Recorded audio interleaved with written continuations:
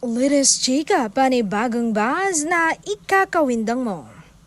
May chismis ang isang showbiz columnist na totoo nga ang chismis. Tinanong niya raw si aktor, Donnie, is it true about Bel Mariano? Sabi daw ni Donnie, oh yes, tita.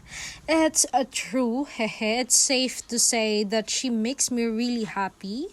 And magjowa na kami. Matagal na po. Talagang pinili lang namin na maging pribado para iwas na rin sa gulo.